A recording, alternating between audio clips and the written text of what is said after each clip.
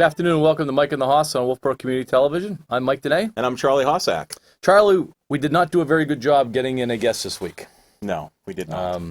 And now the season has started, so I think we're going to have these guests phone in. I think so. We still have field hockey to cover, girls soccer, volleyball, cross country, and bass fishing. Bass fishing. Coach Gagney. Which I would like to. I'm interested in hearing how the bass fishing program works. Definitely. So maybe we can work out. Maybe they can call in, or we can work a little bit harder trying to get them in next week. Yeah, that sounds good. It'd be good to get them in. But we can still talk about Kingswood sports. Start with football this week. The boys are going to be traveling to Conval. We're going to be there. We are broadcasting all the away games and the home games. And Conval is a team that... So Conval is a team that has a brand new head coach that the team actually doesn't know a whole lot about. But I want to back up a little because the team as in Conval team? No, the Kingswood team. The team as in Kingswood. But this past Saturday, there was a football jamboree to honor Coach Tom Lovett, a longtime coach. And it was awesome. A great ceremony. They honored Coach Lovett. They presented him with a Letterman's jacket. It was awesome. Nice. And there were also 13 teams that came to the jamboree for just an amazing day. Conval was one of the teams. So Conval showed up, smart. They wore their practice jerseys, no numbers. The problem that they ran into is their starting quarterback, number 10, happened to wear his jersey, and he was working the sideline. They did not show their starting quarterback in the scrimmage. He did not dress. Really? Yeah.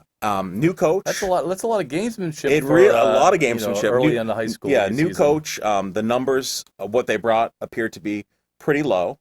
They only had like 27, 28 kids. And they obviously, in a scrimmage, they didn't show a whole lot.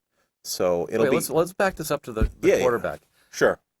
Do we know anything about this quarterback? Yeah, when I coached last year, so it's not somebody new that came out of Texas and can really play. No, well the kid's a good quarterback. Okay. He is a good quarterback.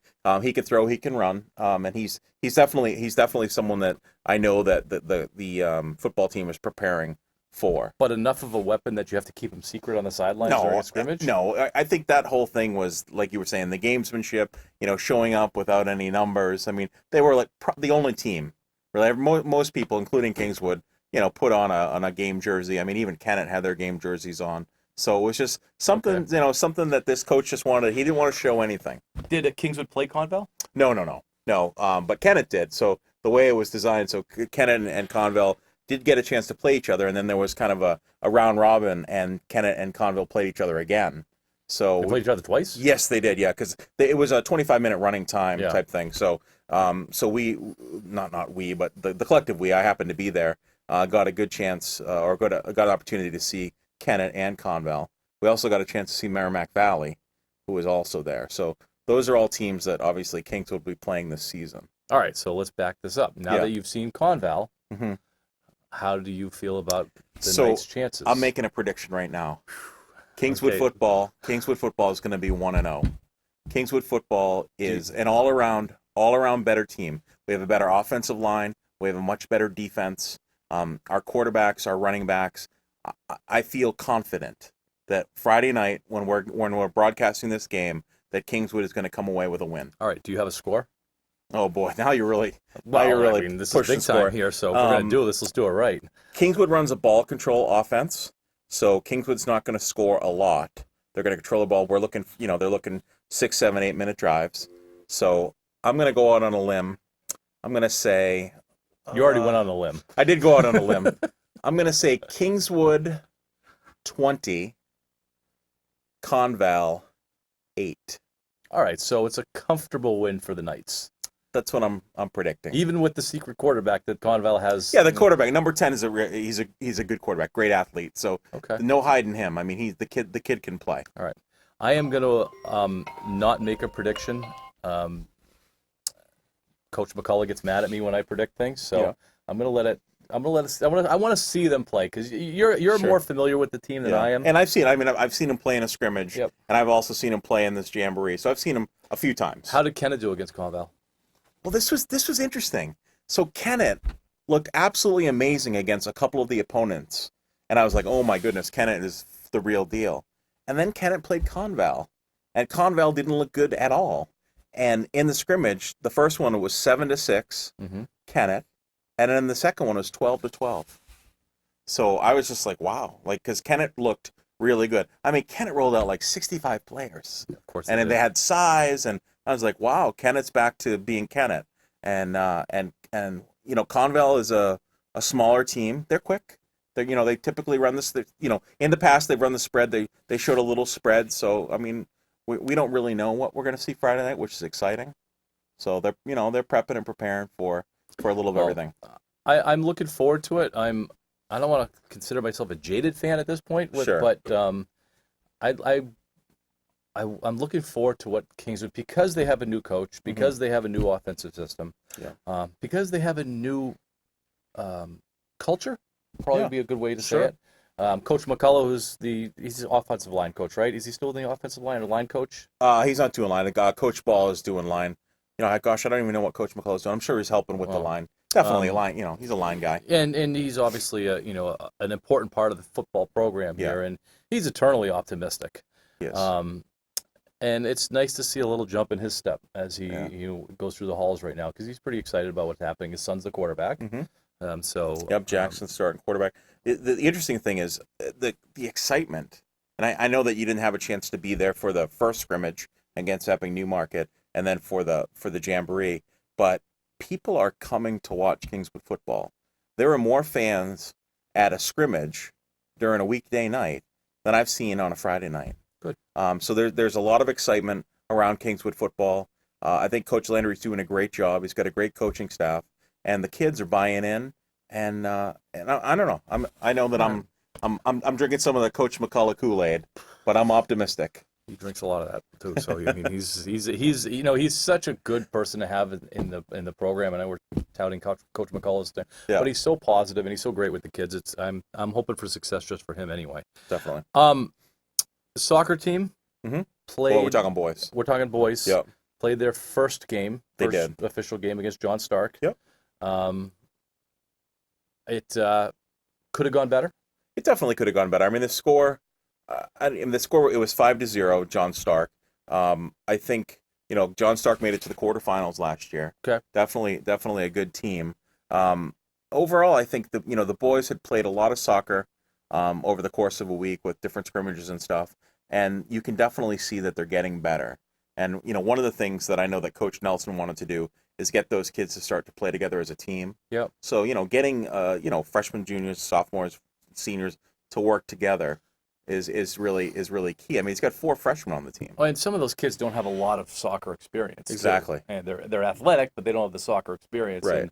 And, coaching soccer myself for a long time, it's not just rolling out and you can just use your athleticism. There takes some communication. There takes patience in soccer. It's not just try and get breakaways all the time. It takes some patience. So I could see that getting better. I was able to catch most of the game the other night, and I saw a lot of good things. Yeah. I thought a lot of good things. I think Carter Morrissey he's talented. stout back there Very on defense. Talented, obviously that's building through the middle is important, and I think he's going to be a force as a sophomore. I think he's going to be a real force later on.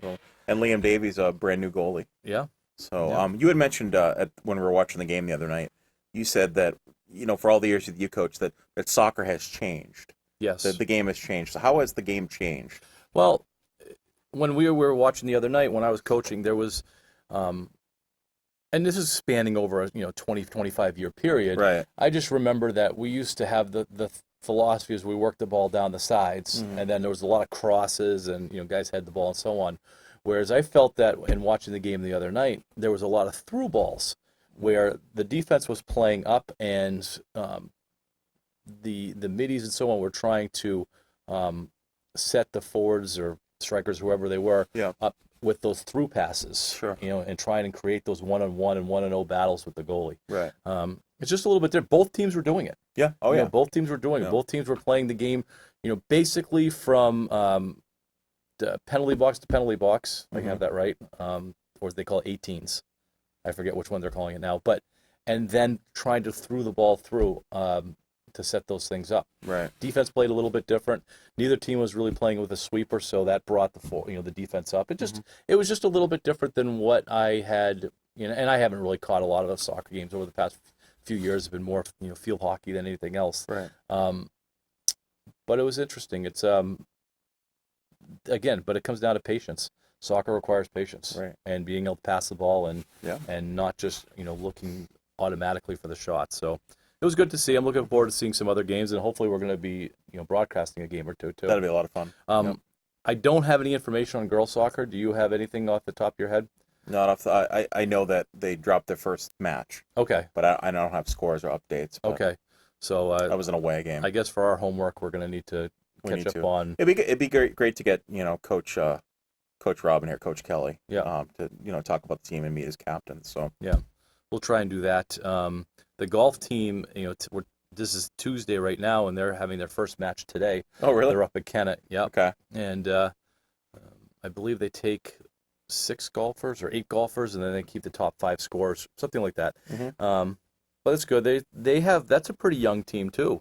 You're basically looking at mainly juniors and sophomores and a freshman. Yeah. That he took up there to Kennett, and then tomorrow they're at Kachiko Country Club in Dover. Okay. So there's a lot of golf. The season ends relatively early. Oh, it's a quick one. It is a quick one. By the end of the month, by the end of September, they're usually pretty much done. They're preparing for the state tournament at that point. Yeah. Same with bass fishing. So we want to get our head on that seriously. Yeah. I think that ends like the 2nd or 3rd week of September. No kidding. Maybe the 3rd week. But I think we got to get the bass fishing guy in. Yeah. Let's see if we can do that.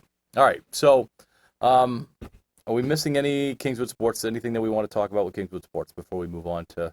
No. I mean, we had already mentioned, we want to get cross country and field hockey and volleyball in here and just kind of talk about their programs. And maybe next week, maybe we could try and line up a few of them.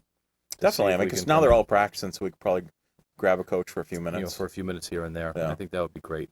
All right, so we're still talking about the Red Sox. Barely. They're not dead yet. No, they're not dead yet. They're on life support. They are. And it was interesting because they obviously took 2 or 3 this weekend, and the game you thought they were going to blow was the Price game. I did. Yeah. And then was that a 4-3 final? Yeah, it was very close. They held on. Yeah, they held on, and the Yankees helped out, but just the Sox couldn't get the sweep. Is really what they needed. Yeah, they're 5 out. Yeah. With about 25 to play. Right. Is that about right? Mm-hmm. So I mean, it's still. I mean, they're still in it. And Cora's goal was to make it so the Tampa series mattered. Yeah. And technically he's a game away then. He's progressing that way. Yeah. I had said that I thought they needed to be 4 out by the beginning of September. Yeah. So and they're 5. They're 5. Yeah. But they've got a tough stretch this week. They got the Twins coming to town this week. Yeah, tonight. But they can't do anything less than take 2 out of 3. Right. They can't. Yeah. Tampa, I believe, is playing Baltimore. Yep. And I think they have a doubleheader today. Which you figure they're gonna, at a minimum, they'll split that. I mean, they'll probably win both. Probably. Yeah. Yeah, it's tough to win. It's it's tough to win a doubleheader. I have a feeling that the next time we talk, they're going to be 8 or 9 out, and I think that's going to be it. Probably. They got the September call-ups up. I just don't see how they're going to. They just don't have the horses in the pitching to do this. A guy that they can rely on. Yeah. I mean, with 25 games left, if you had a horse, you probably could get 6 starts out of him. You could. Yeah. So did you see how many bullpen innings they pitched this weekend? Oh, I know. It was like 26 yeah. bullpen innings. Yeah. I mean, it's insane. You can't. And looking at it, I mean, and you hate to have to rely on other teams, but there needs to be a monumental collapse of the of A's, 2 teams. the Rays, Of 2 Cleveland. teams. I mean, of 2 teams. So I don't see that happening either. I don't either. And if they, I'm not going to say if because every time I say if, they keep going and they're still alive. We're still talking about them, so we'll see what happens next week. 3 weeks after we buried them. Yeah. We do. It was about 3 weeks ago that we buried him. So it is something. They did make some call-ups. They didn't call up Daubach. No. Which I thought he was he was the next thing, right? I don't understand. Oh.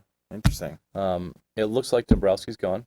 We kind of talked about that. Yeah, so. And my understanding is what they're going to do with Betts. They're going to give him one last shot with an offer, and then if he doesn't take it, they're going to trade him.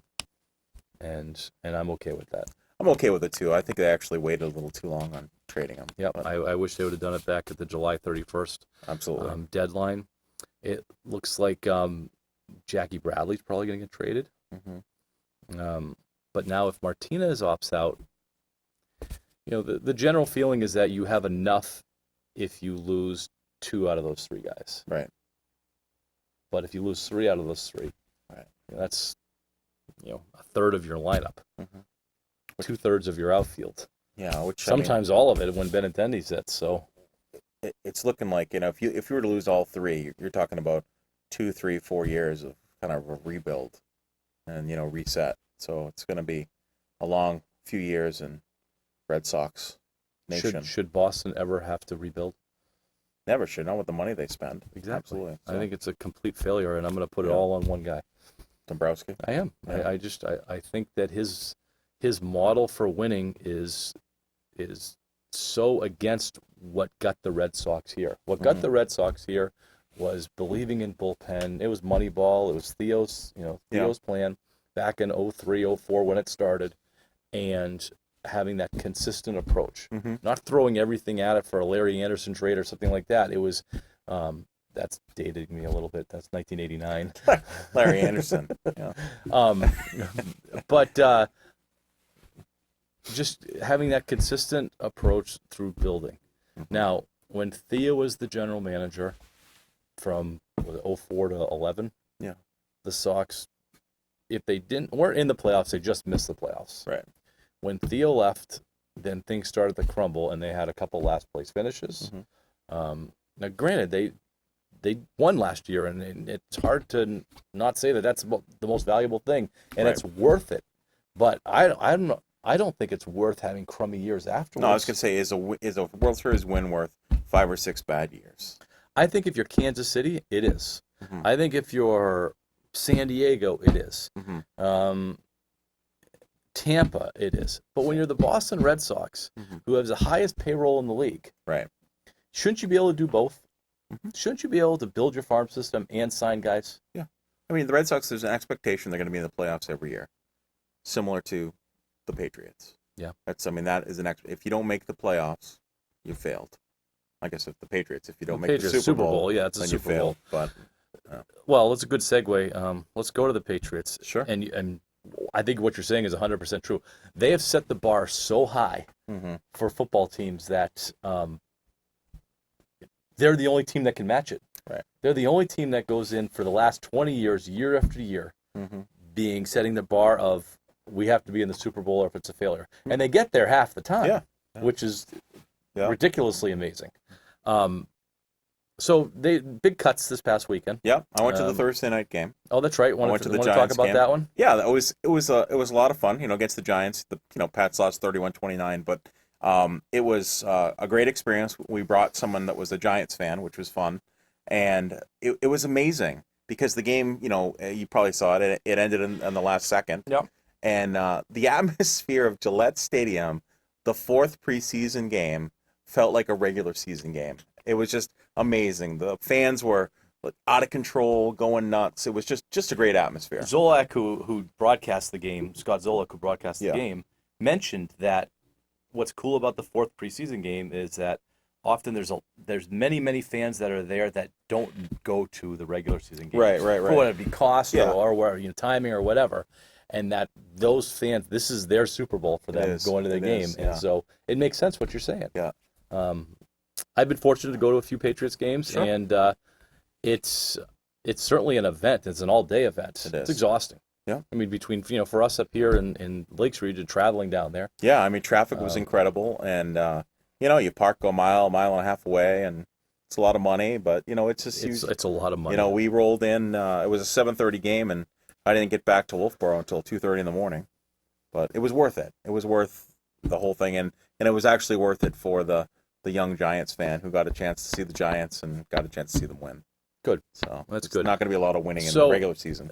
I guess the most drama that came out of the Pats cut down is that they cut Hoyer, the backup quarterback, and that the thought was that now you saw Stidham in person. Yep.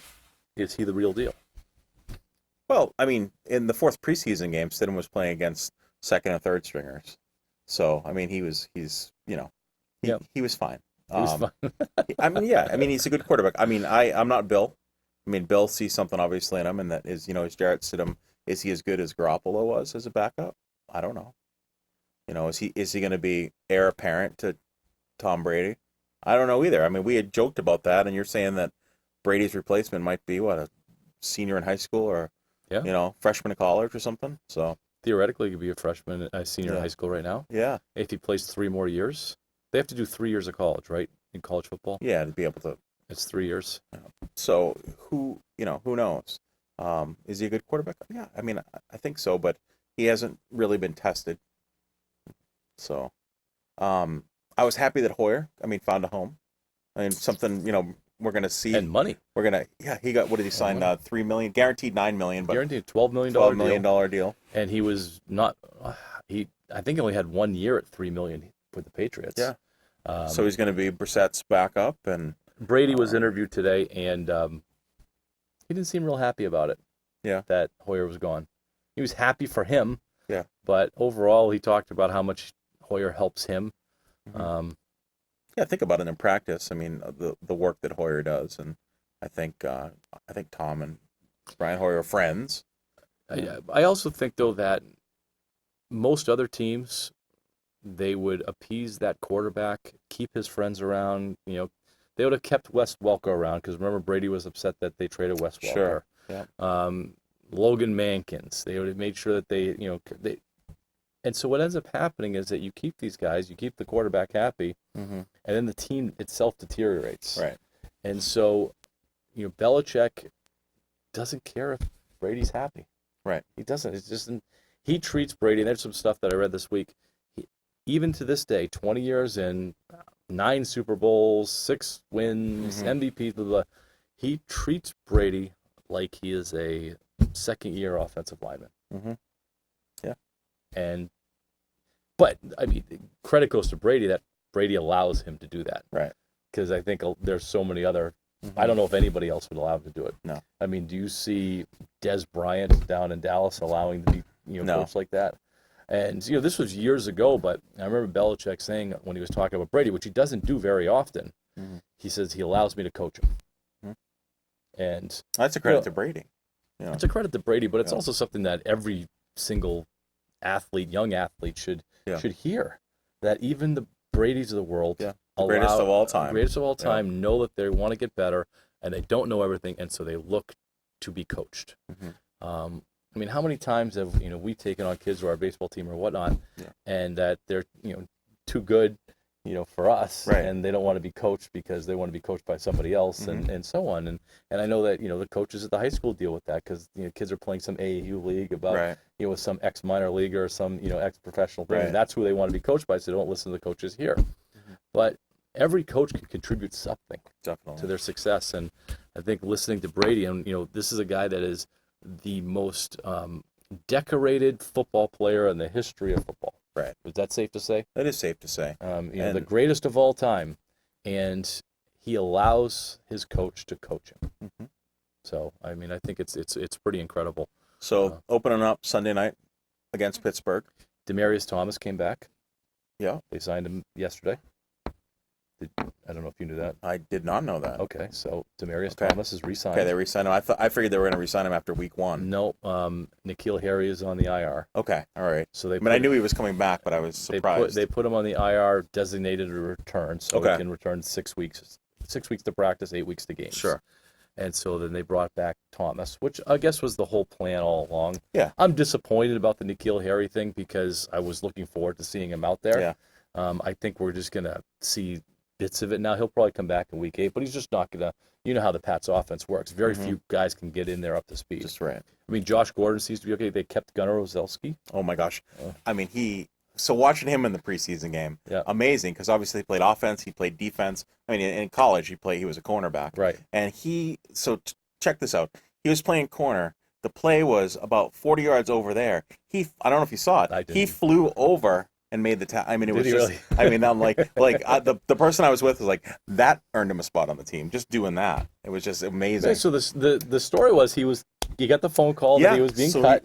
Cut. And then they traded Crossan, the cornerback to Houston. The cornerback, and it opened up a spot, and so they called him back and says you're coming back. Talk about a roller coaster of a day. Like, I just got cut. Oh, now I'm on the team. Well, I think he would have gotten picked Someone up. I think would scoop him up. Braxton Berrios got scooped up by the Jets. Yeah.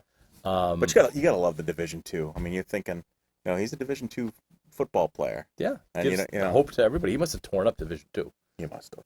Yeah. With that speed and quickness. Yeah. I mean, it's just amazing how I remember back in, it was 08, 09, whenever Edelman got drafted, that it was a preseason game, and this guy was running around like Welker. Yeah. And I was like, what are they doing putting Welker out there in the preseason? And it wasn't. It was Edelman.